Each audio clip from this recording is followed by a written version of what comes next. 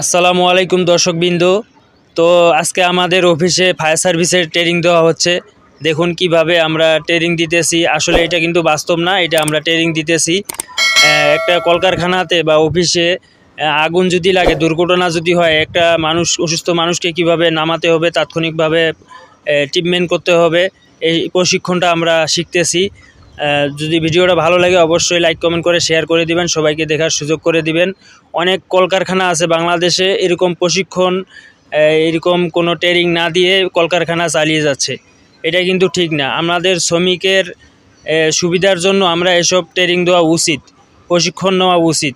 যদি হঠাৎ কোনো দুর্ঘটনা হয় বা কোনো আগুন লাগে, তাৎক্ষণিকভাবে কিভাবে অসুস্থ মানুষকে নামাতে হবে বা আগুন কিভাবে নিভাতে হবে, এটা আমরা দ্রুত সম্ভব আমরা কিভাবে আগুন নিভাতে হবে ট্রেনিং দিতেছি। এখানে দেখতে পাচ্ছেন অনেক মানুষ, সবাই নামছে, সবাই ট্রেনিং দেখতেছে, সবাই শিখতেছে, কে শিখতেছে।